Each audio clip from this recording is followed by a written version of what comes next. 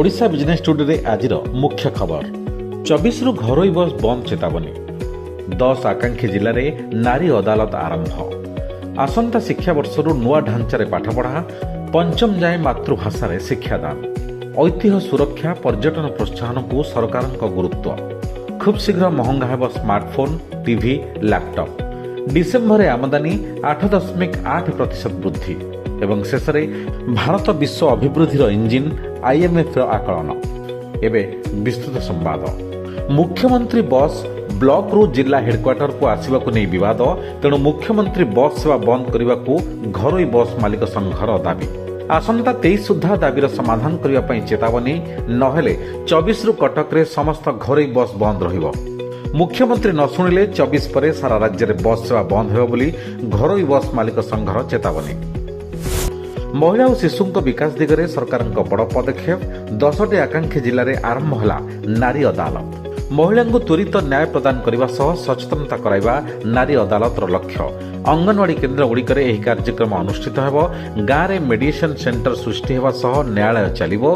महिला माने ताकु चलाइबे आसंता शिक्षा वर्ष 2026-27 रु प्रथम रु अष्टम श्रेणी जाए नूतन पाठ्यपुस्तक प्रचलन करा ओडिशा राज्य पाठ्यक्रम ढांचा उपरे आधारित हेबो राज्यर 1,67,000 शिक्षकों को नूतन पाठ्यक्रम दक्ष करने प्रशिक्षण दियाजिबो एवं नूतन जुग प्रजुक्ति विद्या व्यवहार करी शिक्षकों वृत्तिगत विकास निरंतर जारी रहिबो पंचम श्रेणी जाए मातृभाषा शिक्षादान को सुदृढ़ करा यह सह पिलांक मौलिक शिक्षा मूलदुआ शक्त हेबो षष्ठ रु दशम श्रेणी जाए छात्र छात्री 10 दिनिया बैग मुक्त शिक्षादान व्यवस्था करा बोली केंद्र शिक्षा मंत्री धर्मेंद्र प्रधान कहिसंती राज्य में ऐतिह्य सुरक्षा पर्यटन प्रोत्साहन और परिवेश सुरक्षा एका साथी रे आगे नियाजिबा आवश्यकता रही बोली उपमुख्यमंत्री प्रभाती परिणा मत देइछंती लोकसेवा भवन में अनुष्ठित एक समीक्षा बैठक में केदार गौरी खंडगिरी कपिलेश्वर और मुक्तेश्वर परी प्रमुख ऐतिह्य और धार्मिक स्थलीगुड़िकर सामग्रिक विकास एवं पर्यटन परिचालना नहीं आलोचना होइछि पर्यटकों सुखद अनुभूति प्रशिक्षित गाइड नियुक्ति माध्यम ऐतिह्य और संस्कृति संपर्कित सूचना प्रदान करने सहित इंटरप्रिटेशन सेंटर सुचारू परिचालना एवं रैंप सहित दिव्यांगों स्वतंत्र सुविधा सृष्टि करने को निष्पत्ति निया जाइछि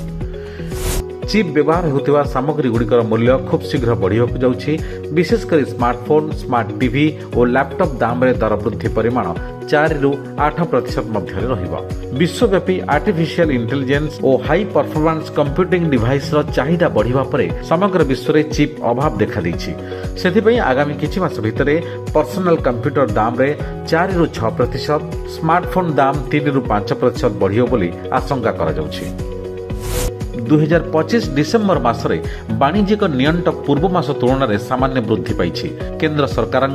वाणिज्य मंत्रालय तथ्य अनुसार गत डिसेम्बर में भारत रप्तानी क्षेत्र में अभिवृद्धि हार मात्र 1.86% रही अन्य पक्षर एही समय देश को विभिन्न राष्ट्र होता आमदानी 8.8% हार में वृद्धि पाई